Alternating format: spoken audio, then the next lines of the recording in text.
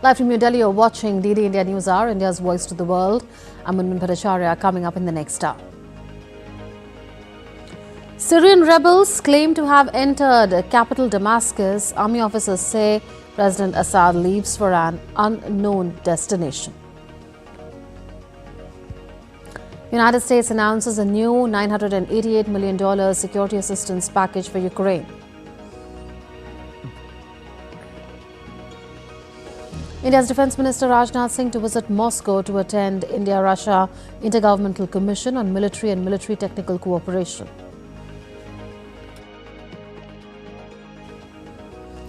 Bells of Notre Dame ring after 5 years of silence as the cathedral opens its door to the world at a historic ceremony in Paris. And in sports, Indian teenage challenger Gukesh to face China's Liren in Game 11 of the World Chess Championship 2024, score levelled at 5-all after 10 rounds.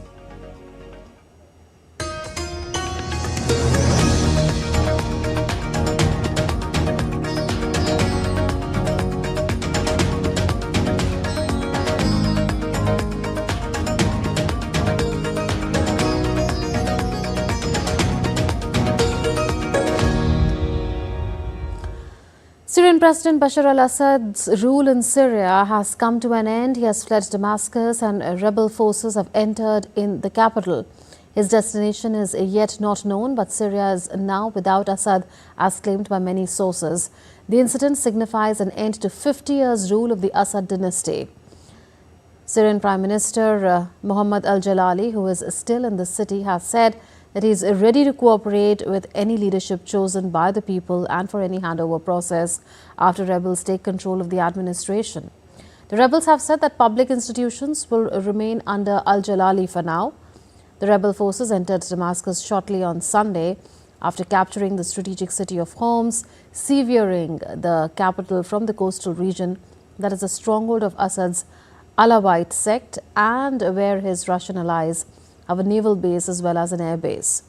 Assad left the Syrian capital on a plane. His whereabouts are not known yet. Meanwhile, the rebels have also broken into the Sednaya prison near Damascus. Several anti-regime figures have been jailed there and have been freed. Let's now take a look at the history of the Syrian conflict. Inspired by the Arab Spring uprisings in Tunisia and Egypt, peaceful protests started in March 2011 there. Protests aimed at establishing democracy in Syria.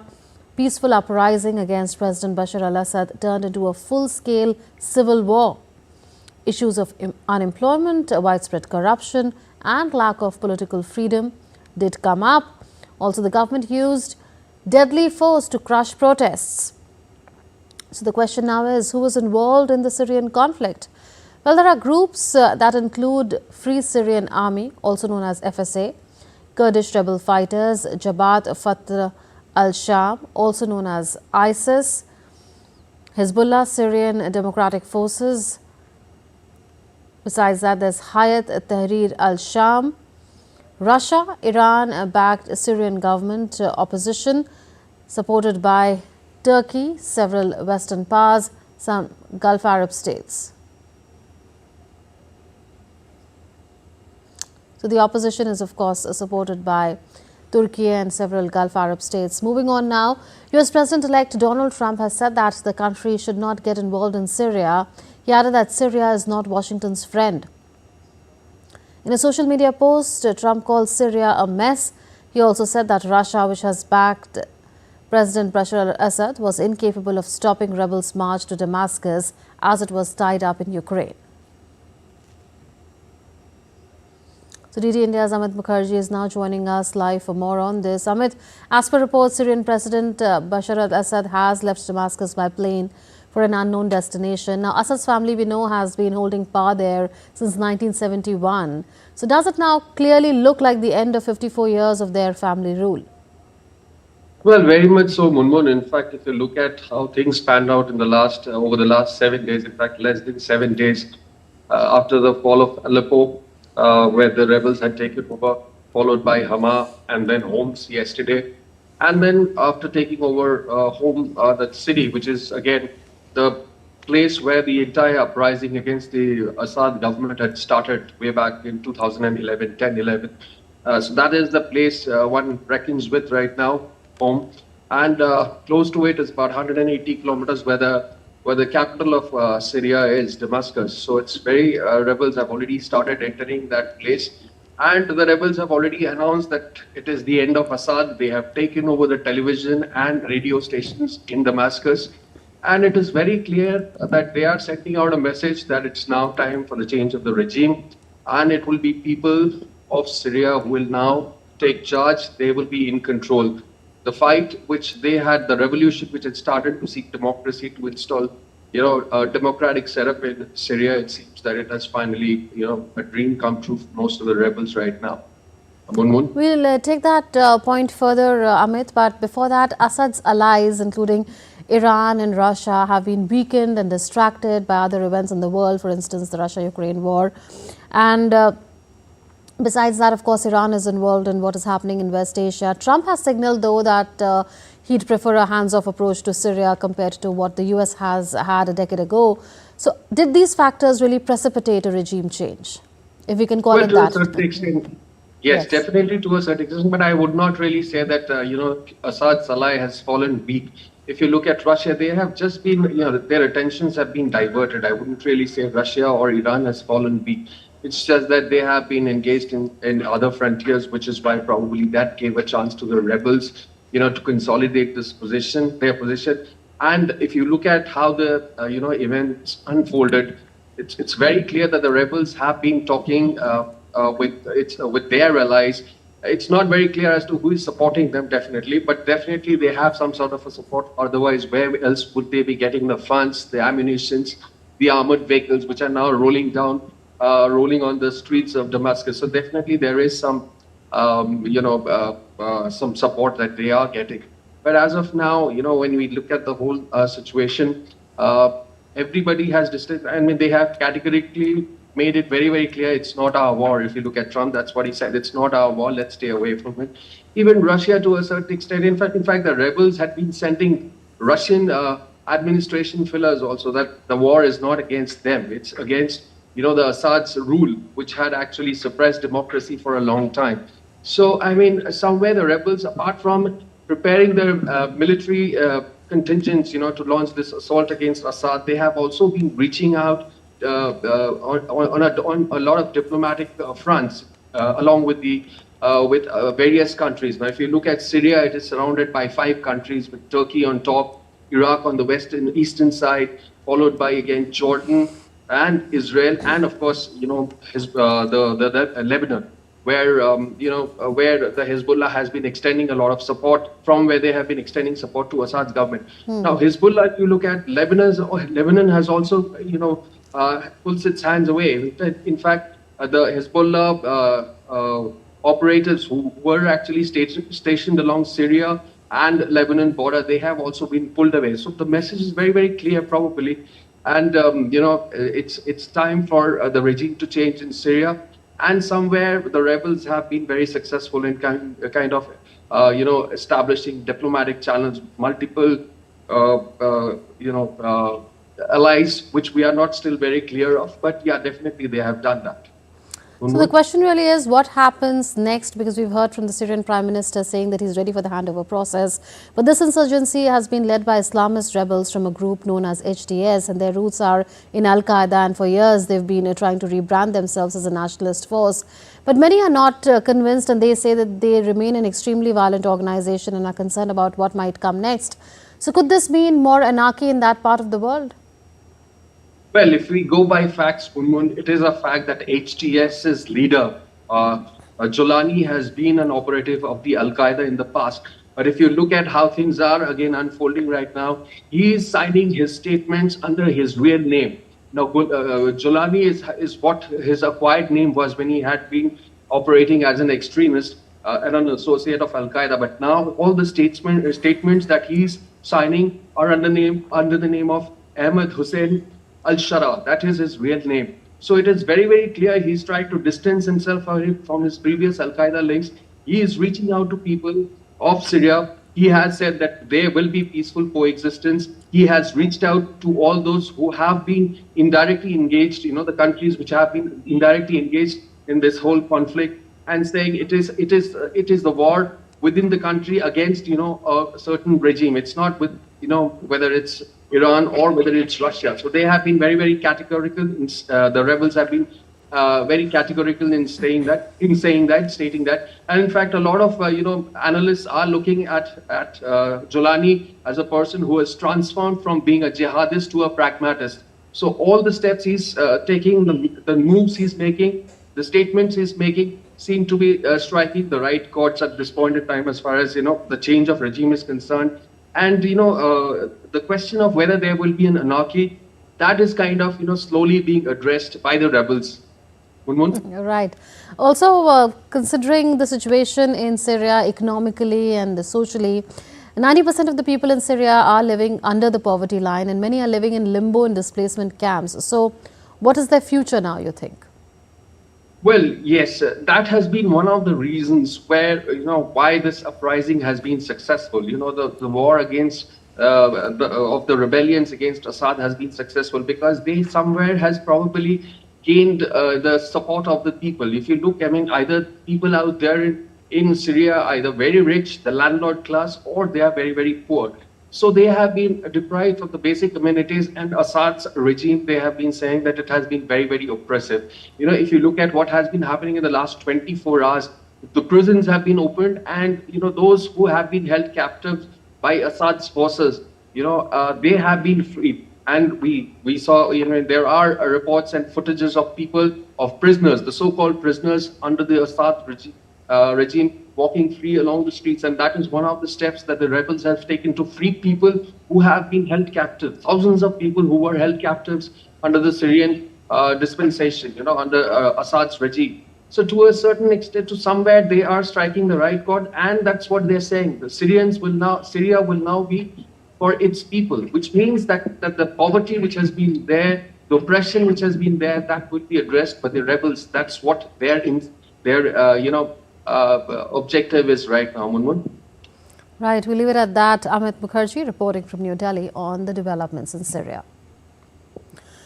The White House, meanwhile, said the U.S. President Joe Biden is keeping a close eye on extraordinary events transpiring in Syria. According to a statement, President Biden and his team are closely monitoring the extraordinary events in Syria and staying in constant touch with regional partners, National Security Council spokesman Sean Savitz said in a statement on social media. Still to come on DD India News Hour. Britain's Prime Minister Keir Starmer is set to make his first visit to the Gulf nations. At least 4 dead and multiple injured in the Hague apartment fire. Nobel artworks light up Stockholm days ahead of the Nobel Prize award ceremony.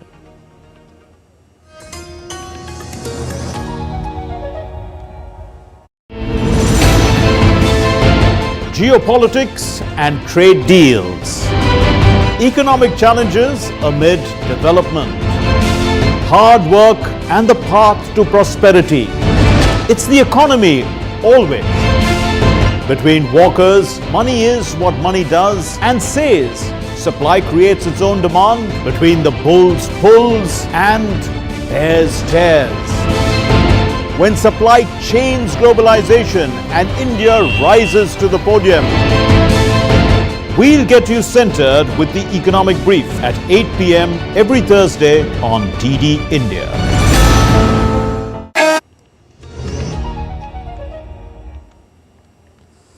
Welcome back. You're watching DD India News Hour with me, Munmun Bhattacharya. The United States on Saturday announced a new $988 million security assistance package for Ukraine as Washington races to provide aid to Kyiv before President-elect Donald Trump takes office. It nearly halves the available $2.21 billion remaining in Ukraine security assistance initiative as the Biden administration works to commit to buying weapons from industry rather than pull from U.S. weapons stocks.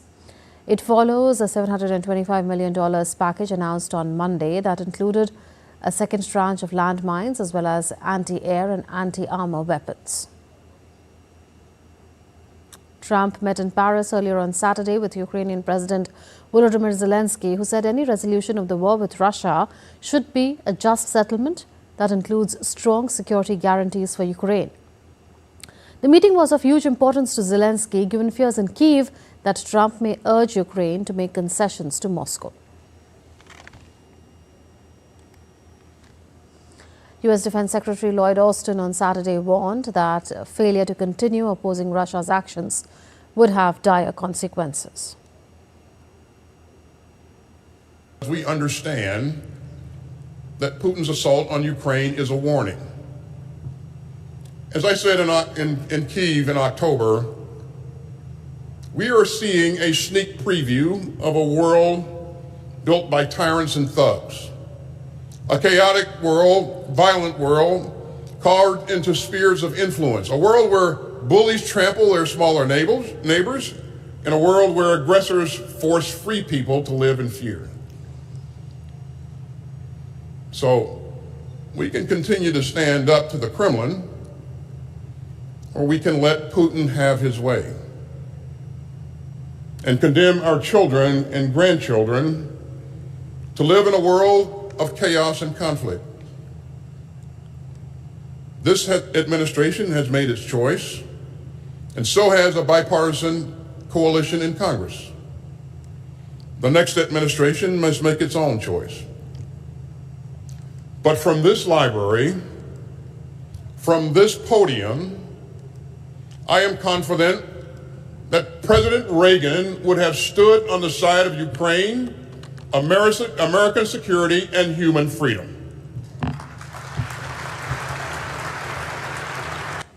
South Korea's former Defense Minister Kim Jong-un was arrested on Sunday over his alleged role in President Yoon Suk-yeol's declaration of martial law on Tuesday.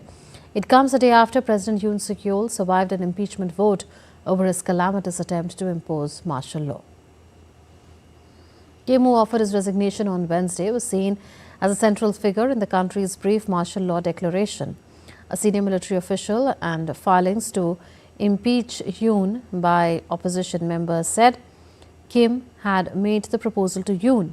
3 minority opposition parties filed a complaint with the prosecution against Yoon, Kim and martial law commander Park On-soo, accusing them of treason. Kim faces a travel ban as prosecutors investigate. Yoon's martial law declaration plunged South Korea, Asia's fourth largest economy and a key U.S. military ally, into its greatest political crisis in decades, threatening to shatter the country's reputation as a democratic success story. Britain's Prime Minister Keir Starmer will make his first visit to the Gulf nations with an aim to build stronger trade ties with the UAE, United Arab Emirates that is, and Saudi Arabia. The UK PM will meet UAE President Sheikh Mohammed bin Zayed and Saudi Arabia's Crown Prince Mohammed bin Salman on Monday. Starmer's visit to Abu Dhabi and Riyadh comes as his Labour government pursues a free trade deal with the Gulf Cooperation Council's 6 nations, which are Bahrain, Kuwait, Oman, Qatar, Saudi Arabia and the UAE. The UK PM has said his visit will help the UK build a network of partners focused on driving high-quality growth. The regional tour will end on Tuesday with Starmer meeting President Nikos Christodoulidis in Nicosia, the first bilateral talks between the leaders of Britain and Cyprus in over 5 decades. Starmer is also due to address British troops stationed in Cyprus. Updates now on the upcoming general polls in Germany. The far-right party Alternative for Germany has announced Alice Weidel as its candidate for the post of Chancellor for the snap election on 23rd February 2025. Weidel, who has stood out for her ability to avoid being caught up in many of the controversies surrounding her party in recent years, announces the party's manifesto calling for an end to further arms and shipments to Ukraine, the abolition of the Renewable Energy Sources Act and secure borders. Ghana voted in a presidential and parliamentary election on 7th December amid hopes for an economic revival. The ballots counting started on Saturday after a tight election with the ruling party's Vice President Mahamudu Bawumia trying to shake off anger over economic woes and counter a challenge by opposition party candidate ex-President John Mahama. Voting was mostly calm, but police said at least 2 people were shot dead in separate incidents. Ghana's struggling economy dominated the election after the West Africa gold and cocoa producer went through a debt default, high inflation, and negotiations for a $3 billion IMF bailout. In a tragic incident, at least 4 people died when an apartment complex in The Hague collapsed after a huge explosion and fire. Firefighters rushed to the 3-story building following the blasts that caused the collapse of several homes in the Tarwe camp area at around 5:15 a.m. GMT on Saturday. According to the Hague mayor, a small explosion occurred first, followed by a larger one and a huge fire. The cause of the disaster is being investigated. After firefighters had extinguished the blaze, heavy construction equipment moved in to try to clear the rubble. Authorities confirmed that 4 bodies had been pulled from the wreckage as fears mounted that the toll could rise much higher. The rescue operation underway to rescue survivors. The United States marked the 83rd anniversary of the Japanese attack on the U.S. naval base in Pearl Harbor, Hawaii on Saturday. Navy personnel, veterans and their friends and family gathered at Pearl Harbor to pay tributes to the fallen and those who survived. The attack on 7 December 1941 shook a country that had been so focused on World War II in Europe that it had lost sight of the threat posed by Japan. It killed 2,390 Americans, and the United States declared war on Japan the next day. The United States defeated Japan in August 1945, days after U.S. atomic bomb attacks on Hiroshima and Nagasaki killed hundreds of thousands of civilians. Notre Dame's famous bells tolled as the cathedral reopened its doors on Saturday in a ceremony enveloped in liturgical rites.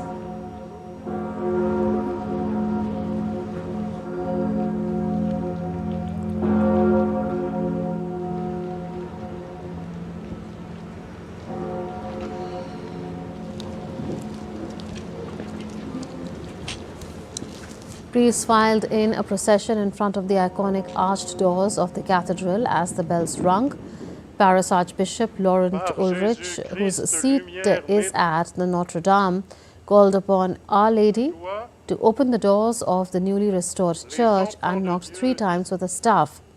The knocks were answered with the reawakening of the organ and a children's choir singing a psalm.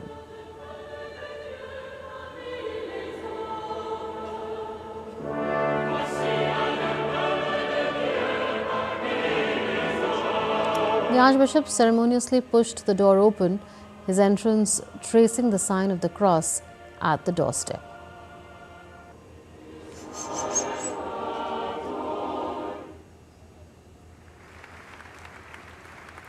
The word mercy was projected onto the facade of Notre Dame's Cathedral in thanks to those who helped salvage the landmark after a devastating fire. The first responders who helped preserve the Gothic masterpiece and some of those who subsequently restored it received a standing ovation.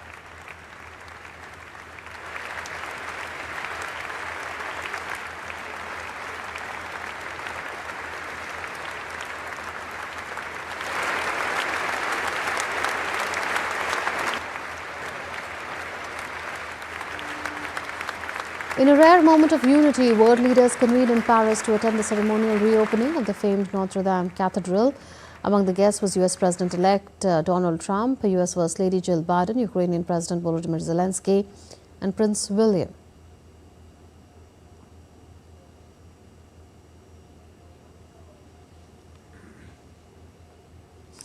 Notre Dame has been meticulously restored with a new spire and rib vaulting. Its flying buttresses and carved stone gargoyles return to their past glory, and white stone and gold decorations shining brightly once again.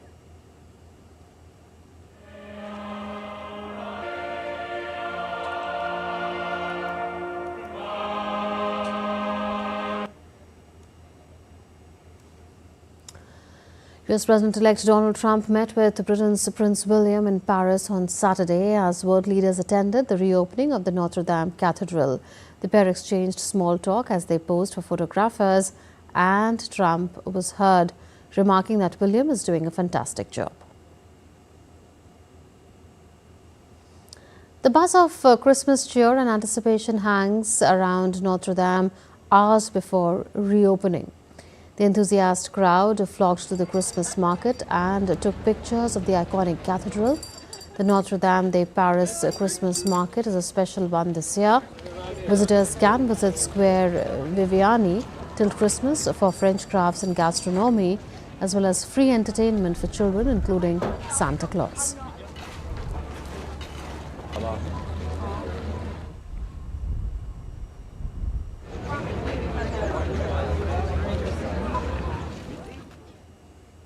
Weather updates now from across the globe. Dozens of US-bound migrants stuck in a makeshift camp in Mexico City are braving rough living conditions as temperatures dropped this week.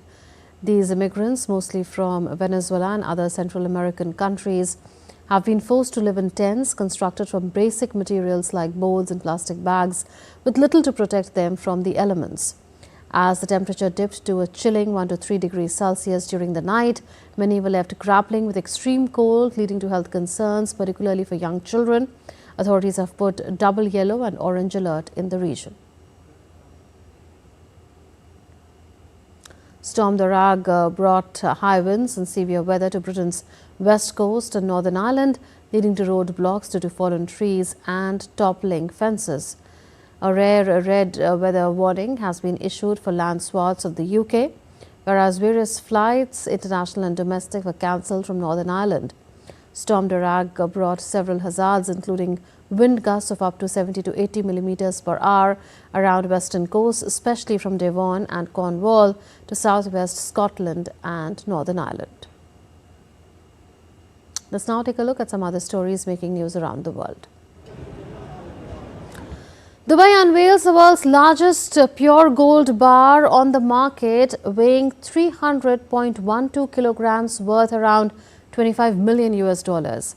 The bar is made of 24-karat gold and is crafted to perfection, showcasing the exceptional refining and craftsmanship that Dubai is known for. HBO's Harry Potter TV series is set to premiere next summer, generating significant excitement among fans of the iconic book and film franchise. The series, which will be a reimagining of J.K. Rowling's beloved Harry Potter novels, is expected to offer a fresh take on the magical world while staying true to the essence of the original story. Displays of lights inspired by Nobel laureates light up Stockholm in Sweden as the city is set to host the prestigious awards ceremony on the 10th of December. The artistic light installations are part of a broader initiative that brings the Nobel Prize's legacy into the city, connecting the award with the broader public and offering a visual reminder of the profound impact that Nobel laureates have had on the world.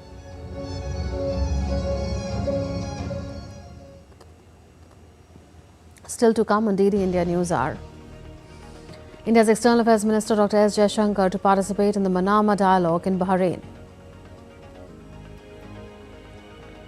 Ashtalakshmi Mahotsav, the 3-day-long festival celebrating the unique cultural, social and economic contributions of Northeast India, to conclude today.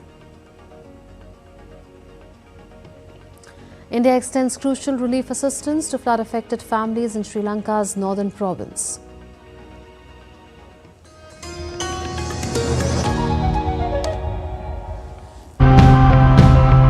While our needs have expanded, the places where we live are becoming increasingly more and more vulnerable. Let's take a look at some of these ideas and examples of how this is being done. We do traffic survey, basically traffic volume survey.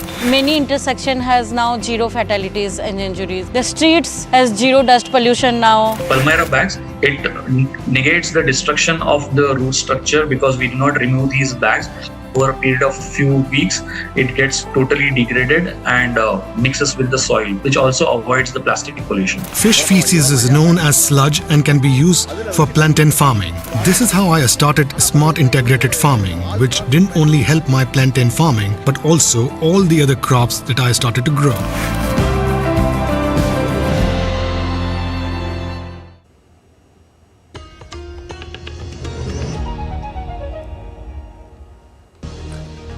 You're watching DD India News Hour with me, Munmun Bhattacharya. Recap of the headlines.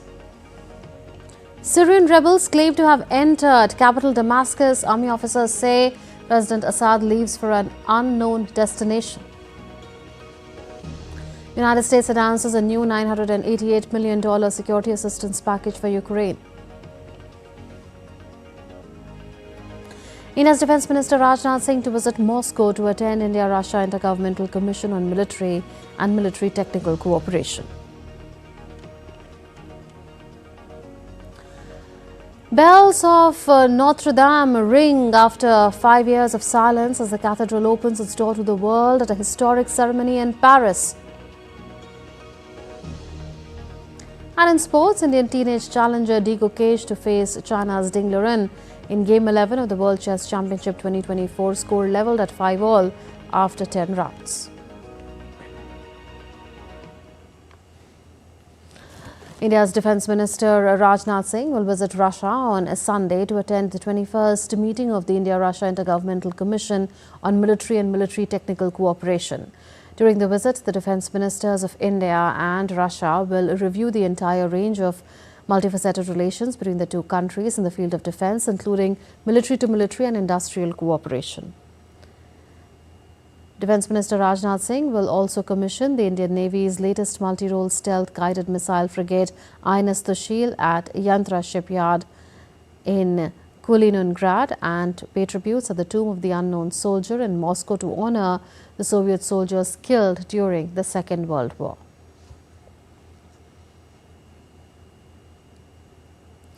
India's External Affairs Minister Dr. S. Jaishankar is in Bahrain's capital on the second leg of his tour to participate in the Manama dialogue. His visit follows a series of significant diplomatic engagements in Doha, underscoring India's proactive approach to addressing regional and global challenges. The minister was received by Bahrain's Foreign Minister Dr. Abdul Latif bin Rashid Al Zayani. The theme of this year's 20th edition of the Manama dialogue is Middle East leadership in shaping regional prosperity and security. It reflects the region's pivotal role in global stability. Known for its inclusive approach, the forum serves as a critical venue for conflict resolution, counterterrorism strategies, and fostering innovative diplomatic solutions. Dr. S. Jaishankar will also be co-chairing the 4th India-Bahrain High Joint Commission. This ministerial meeting aims to review bilateral relations and explore avenues to enhance cooperation in key areas, reinforcing strong partnership between India and Bahrain. Earlier, India's External Affairs Minister Dr. S. Jaishankar highlighted India's substantial stakes in regional stability. Speaking alongside Qatar's Prime Minister and Norway's Foreign Minister at the Conflict Mediation in a New Era panel discussion, Dr. Jaishankar revealed India's ongoing diplomatic engagement with both Presidents Putin and Zelensky regarding the Ukraine conflict, while emphasizing that this conflict will not be resolved on the battlefield. We have always held to the view that this war is not going to be solved on the battlefield. That at the end of the day, people are going to return to some kind of negotiating table, the sooner the better. And our effort has been to facilitate that to the extent possible. We're not attempting a peace plan. We're not doing a mediation in that sense. We are doing multiple conversations and very transparent about telling each party, saying, look, at the end of the conversation, this is what we're going to tell the other party. We think that's, at this point of time, the most useful.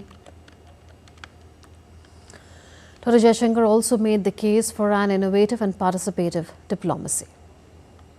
There are so many conflicts. I mean, we are trying to do something in Ukraine.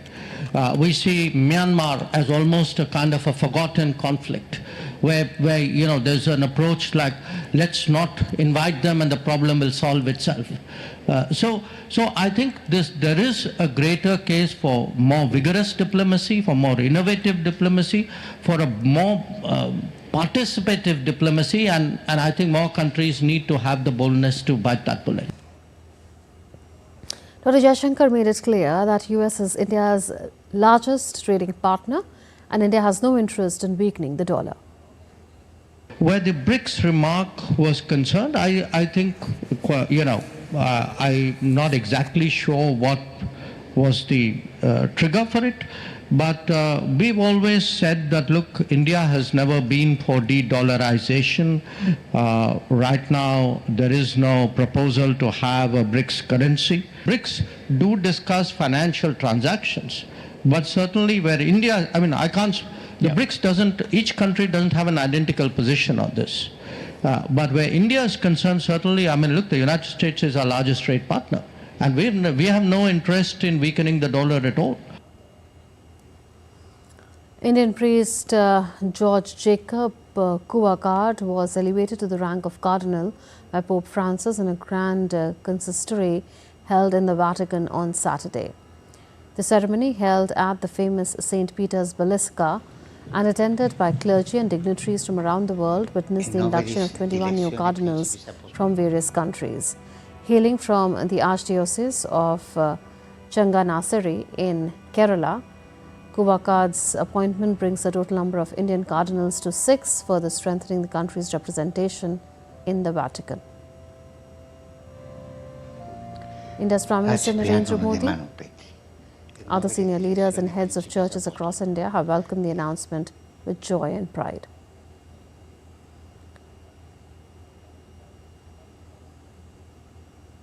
In a social media post, PM Modi said, and I quote, "Delighted at His Eminence George Jacob Kuvakad being created a cardinal of the Holy Roman Catholic Church by His Holiness Pope Francis. His Eminence George Cardinal Kuvakad has devoted his life in service of humanity as an ardent follower of Lord Jesus Christ. My best wishes for his future endeavors." Unquote.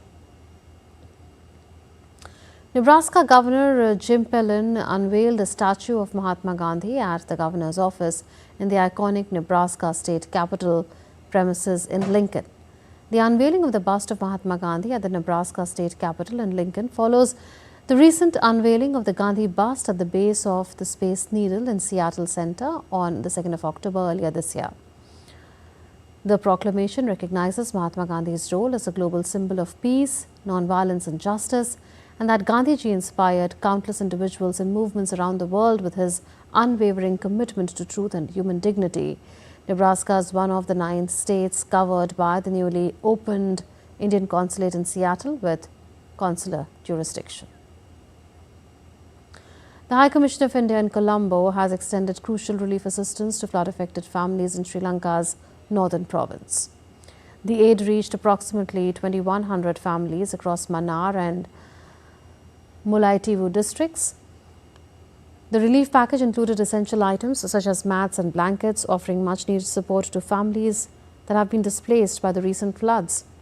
This gesture aligns with India's Prime Minister Narendra Modi's Neighbourhood First policy, emphasizing solidarity and cooperation during challenging times.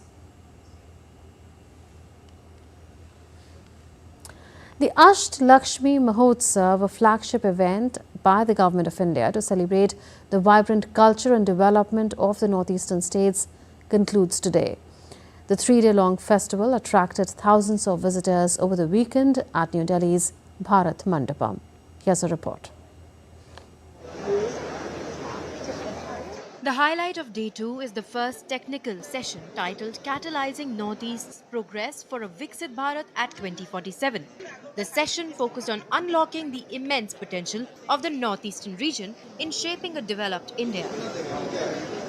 The panel discussion was graced by the Minister of Development of the Northeastern region and the Chief Ministers of the 8 Northeastern states. These esteemed leaders delve into strategies for fostering economic growth, enhancing connectivity, and promoting sustainable development in this culturally rich and resource abundant region. कि जो हमारे लोगों की क्षमता है, चाहे वो बुनकर हो, चाहे हॉर्टिकल्चरिस्ट हो, उनको आप पूरा वैल्यू चेन बनाओ. या तो आप पाइनएप्पल की बात करो, या मोगा या एरिसिल की बात करो, या आगर की बात करो. उन लोगों को जो मेहनत मशक्कत करते हैं और पीढ़ियों से, ये पूर्वजों से विरासत में उनको मिली है, उनको उस पूरे वैल्यू चेन का केवल 5 या 10% मिलता है. बाकी 90% वैल्यू चेन बाकी इंडस्ट्री ले जाती है. हमारा लक्ष्य होना चाहिए, और यही मैंने हमारे प्रदेश शासनों से भी निवेदन किया है कि साथ में मिलकर काम करना चाहिए कि उस वैल्यू चेन का सबसे बड़ा भाग हमारे स्थानीय लोगों को मिलना चाहिए, ताकि उनकी आमदनी हम लोग बढ़ा पाएं. The Ashtalakshmi Mahotsav, named after the 8 manifestations of Goddess Lakshmi, symbolizes the prosperity and promise of the 8 northeastern states. The event underscores the Government of India's commitment to integrating the region into the national growth narrative. This celebration of Northeast India continues, showcasing its vibrant heritage and discussing transformative policies to make the region a pivotal contributor to India's vision of becoming a Viksit Bharat by 2047. With inputs from Kriti Vadera, DD India. Let's now take a look at some other stories making news. India's Union Ministers Jyotiraditya Scindia and Sukanta Majumdar doubled up as models and walked the ramp at the Ashtalakshmi Mahotsav fashion show being held at New Delhi's Bharat Mandapam on Saturday. Scindia and Majumdar, adorning the northeastern style jackets, walked on the ramp to promote the northeast fashion. The Western Naval Command's Navy Half Marathon is being organized today to celebrate the Indian Navy Day on the 4th of December. The marathon embodies the formidable strength and national pride of the Indian Navy, attracting over 15,000 participants annually. This event serves as a unifying force, bringing together civilians and the Indian Navy in a shared commitment towards fitness and patriotism. As the winter season approaches, migratory birds arrive at the Shahid Ashfaq Ullah Khan Zoological Park in the eastern state of Uttar Pradesh.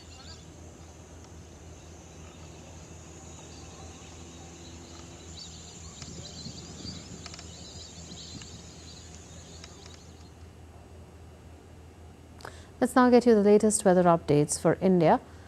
Light rainfall might start over Jammu and Kashmir on Sunday, while on Monday, light to moderate rainfall mainly over the western Himalayan region and also adjoining plains of Punjab, Haryana and northern Uttar Pradesh is expected. Dip in minimum temperatures and fog conditions is likely in North India. Still to come on DD India News Hour. FBI offers monetary award in hunt for United Healthcare CEO's killer. The latest on the second India versus Australia test in Adelaide. A look at how the world is prepping for Christmas.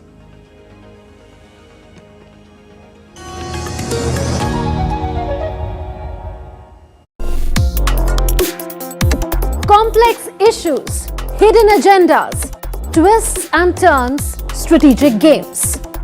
We think all dots are linked. We just need to connect them.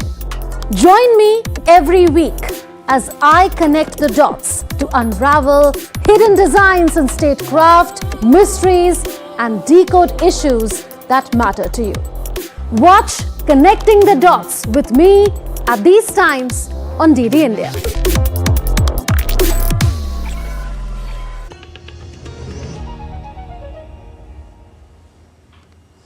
Welcome back. You're watching DD India News Hour with me, Munmun Bhattacharya. News now from the world of business. The Federal Bureau of Investigation is offering a $50,000 reward for information leading to the arrest of the man wanted for the fatal shooting of Brian Thompson, the CEO of United Health's insurance unit. 50-year-old Thompson was shot in the back on 4th December in what police described as a targeted attack. Police have released multiple photographs of the suspect, who fled the scene, climbed on an electric bicycle and disappeared into Central Park, and have asked the public for help in tracking him down. United Health is the largest U.S. health insurer, providing benefits to tens of millions of Americans who pay more for health care than people in any other country do. Time now for all the sports action. Indian teenage challenger Gukesh and China's Liren will face each other once again in Game 11 of the World Chess Championship 2024 on Sunday. Earlier, Game 10 ended in a 7th consecutive draw on Saturday, leaving the score tied at 5 points each in the 14-match series. Each player has won one game apiece, with Ding taking the opening match and Gukesh coming back to defeat the champion in Game 3. The rest of the rounds have ended in a draw. If both remain tied after 14 rounds, and the match will move to a tiebreaker, which will be played on the 13th of December. Host India will have the opportunity to bag 3 titles at the Guwahati Masters 2024 Badminton tournament on Sunday. Satish Karunakaran will take on China's Zhu Xuanchen in the men's singles final. Women's doubles pair of Ashwini Ponappa and Tanisha Crasto will take on China's Li Huazhou and Wang Zimen in the summit clash. Meanwhile, teenager Anmol Kharb will face China's Kai Yan in the women's singles final. All the Indian players registered phenomenal wins in the semi-final matches on Saturday. In cricket, Australia have bundled out the tourists at the lead of just 19 runs on day 3 of Adelaide Test. Earlier, Michelle Stark had provided Australia with the biggest breakthrough as he dismissed Rishabh Pant for 28. Pat Cummins then joined the party to dismiss Nitish Kumar Reddy, leaving Mohammad Siraj with Bumrah in the end. Australians are aiming to bundle out India at the earliest. The second day of the contest was also dominated by the hosts, who earlier had a terrific opening day. Jasprit Bumrah and Mohammad Siraj picked 4 wickets each as India bundled out Australia for 337. Despite a decent bowling effort, the visitors gave away a 157-run lead. Lead India's Narayan Singh now joins us. Narayan, does Australia clearly have the momentum in the game? Definitely. They just need 19 runs to win the Adelaide Test match, and yesterday we were hoping that with the Rishabh Pant and Nitish Kumar Reddy on the pitch, they will add a few, we can say that a couple of runs on the board, and they will give a good target to the Australia in the Adelaide Test match. But right in the morning, the way Pat Cummins bowled and removed the Indian batsmen, especially Rishabh Pant, and after that Nitish Kumar Reddy, who played well and scored 44 runs for India.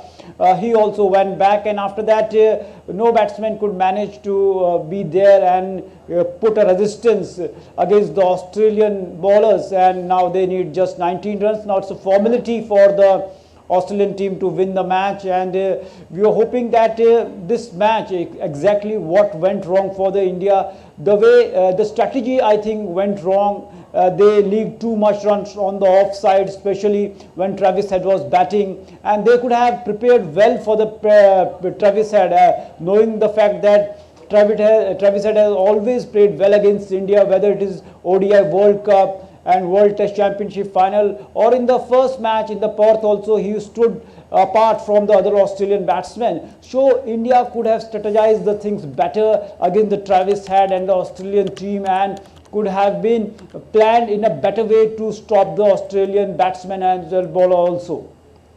Right, Narayan, how is Rohit Sharma's captaincy being seen?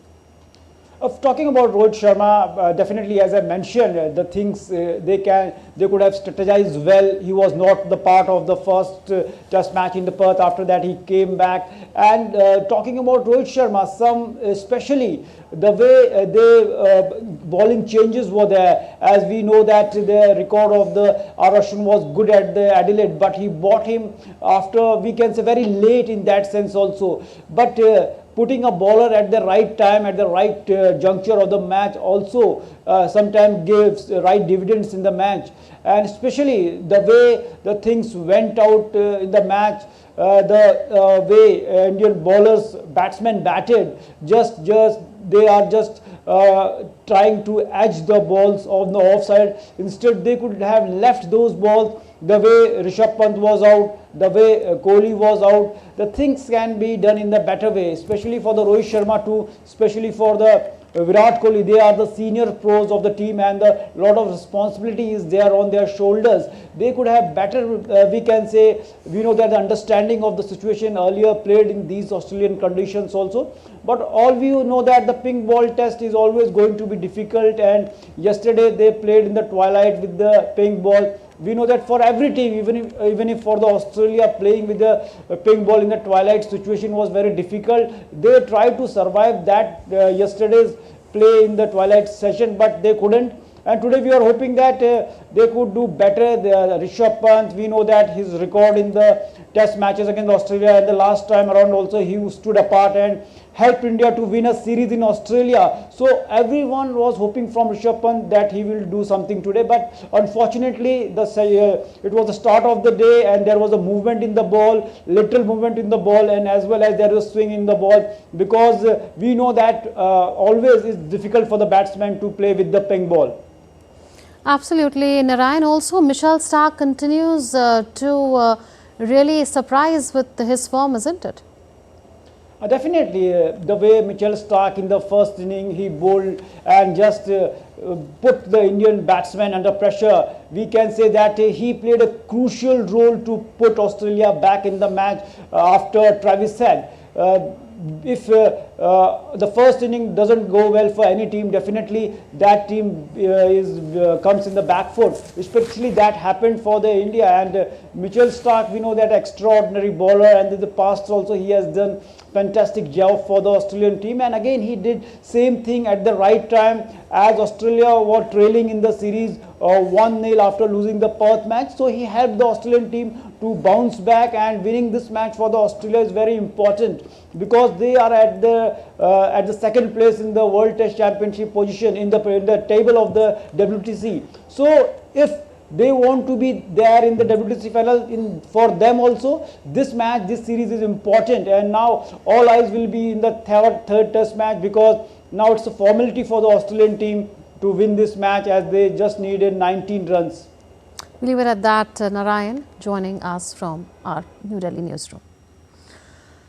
Asia-Pacific Deaf Games are being held in Malaysia. India took part in 7 sports and have won 46 medals so far. The judo team have won 2 gold medals and 5 bronze medals. Our correspondent Manisha Sharma spoke to judo coach Surinder Singh. Take a listen. In Asia-Pacific Deaf Games, which is happening in Malaysia, the judo team won 7 medals. Let's hear from their coaches what are their experiences. First time Indian deaf team participated in Asia Pacific Deaf Game, and comprising of 6 players, 4 women and 2 men. Women participated in 48 kg, 52 kg, 57 kg and 78 kg, and men participated in 66 kg and 73 kg. We won all the medals, 2 gold medals. Sakshi, I especially want to mention, Sakshi played really well. She also won bronze medal in World Championship and now gold medal in Asia Pacific Deaf Games. And Milan Meet, who participated first time in international competition and won gold medal. So rest of the players also won 4 bronze medal. So our team, women team also won bronze medal in team championship. As the holiday season sweeps across the globe, Hungary and Bolivia are embracing the festive spirit in unique and heartwarming ways. In Bolivia, dozens of dogs and their human companions participated in the vibrant Christmas parade, while in Hungary, over 100 dogs and their owners participated in the city's first ever Santa Dog Walk. Take a look.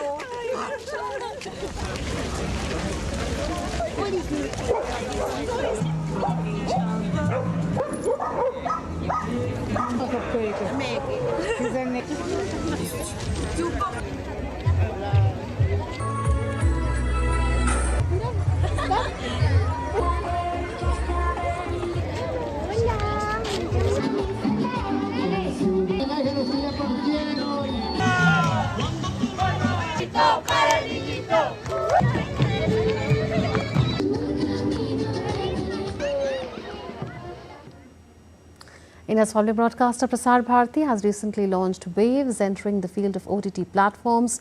Waves provides a complete infotainment ecosystem to digital media and OTT audiences. If you also want great content for free, then download Waves today.